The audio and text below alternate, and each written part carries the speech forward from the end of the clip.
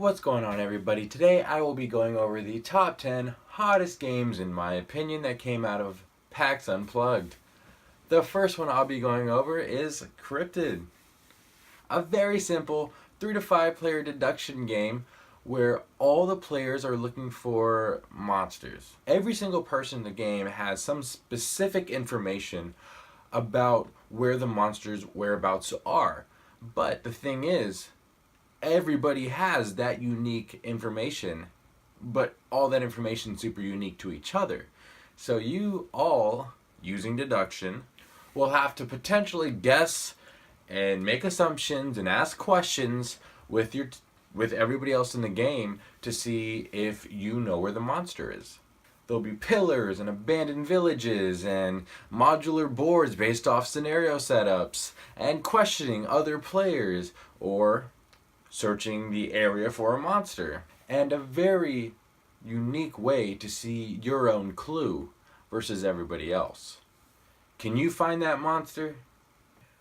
The next game I want to go over is the game of phones.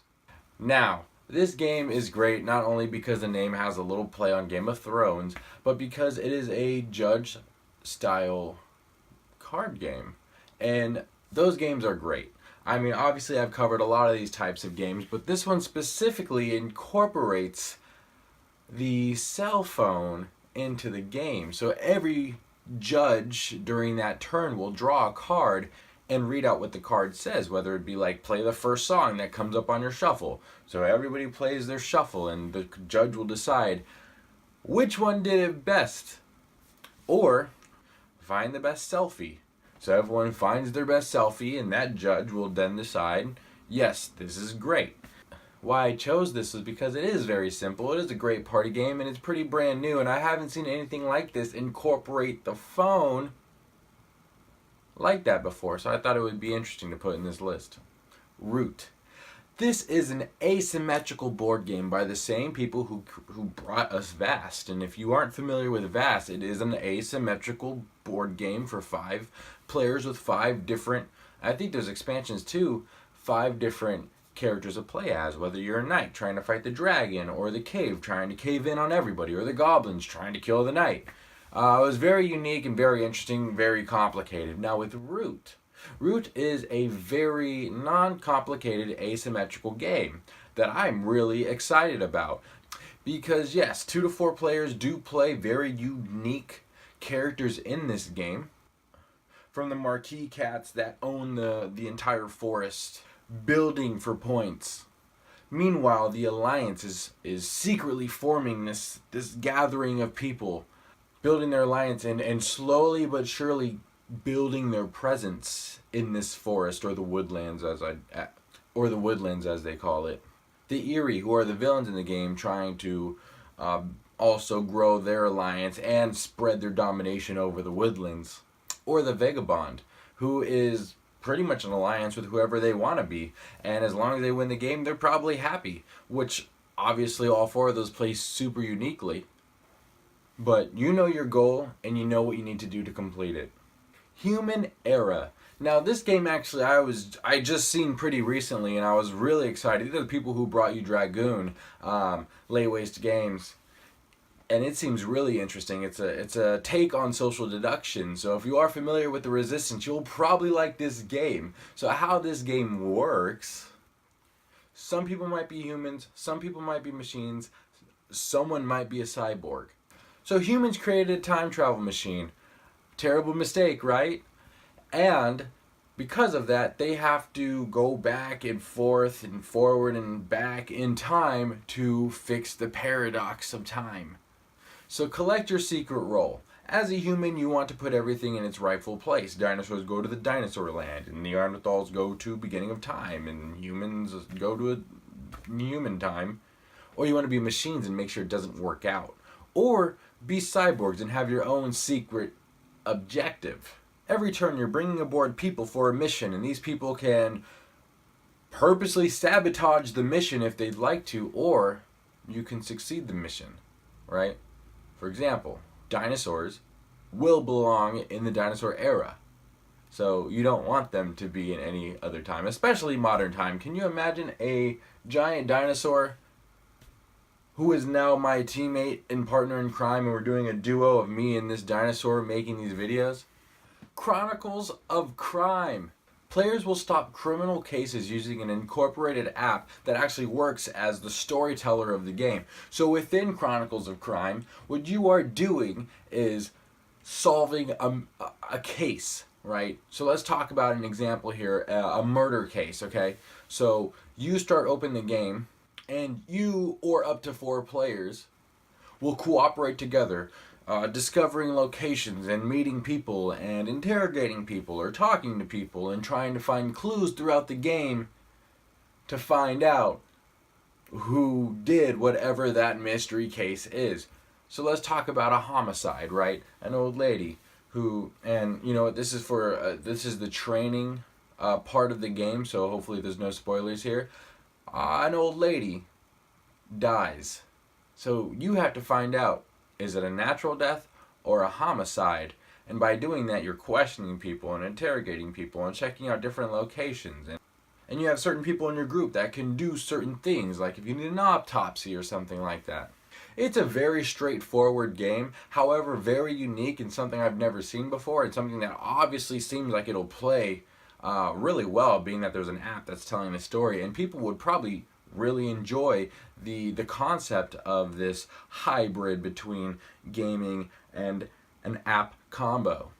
2 to 4 players will assemble together a team of farmers, merchants, and knights, and etc. within Orleans by Tasty Minstrel Games. Each character you recruit will offer something special, whether it's an ability or different resources, the way that you could play them on the board. And of course, this is the point salad system, so there are many ways to victory within this style of game. And keep in mind, this is also really neat because it is, think of Dominion with the card, you know, when you have a deck building game.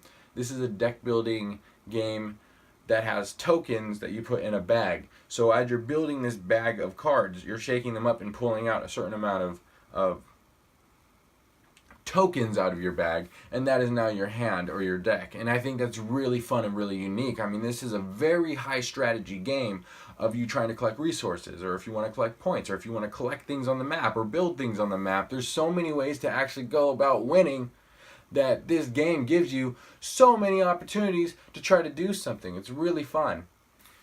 Now, we all love meta games if we're talking about Hanabi, or if we're talking about the Mind, or if we're talking about the game. Now, Narabi is a 3 to 5 player meta game where you are trying to put numbers in a sequential order, whether counterclockwise or clockwise. Did I do that correct? Here, let me try to reverse it. Whether counterclockwise or clockwise. In the game, you are switching around cards based off their specific action. So every card is going to have a backside, or every card is going to be paired up with another action card, and you're going to put those in a little like slot for the cards. You'll take turns swapping cards around based off their specific roles in the game while you have 3 cards, and trying to all together make a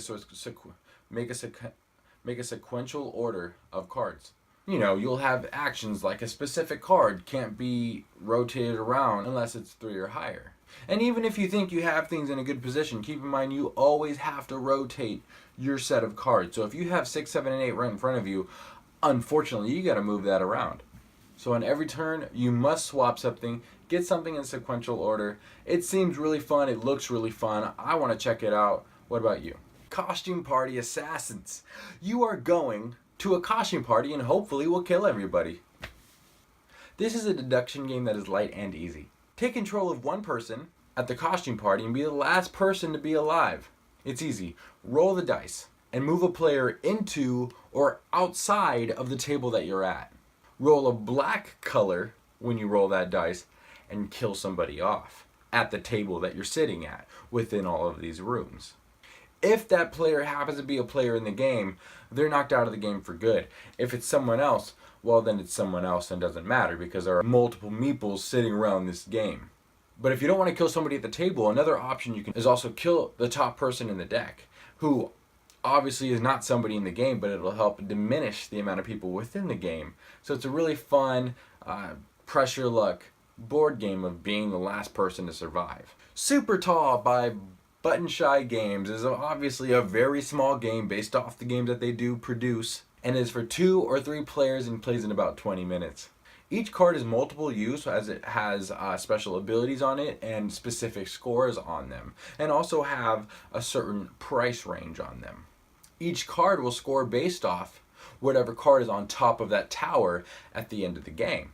For example, the tower with entertainment at the top of their tower will score based off how many unique cards are in it. You know, scoring most with 4 different unique cards, scoring less with 2 different unique cards. Each card will have a specific scoring system. Whichever card you end up with at the top of your tower is what's going to score for the rest of the tower, which is really fun, really unique. Kind of reminds me of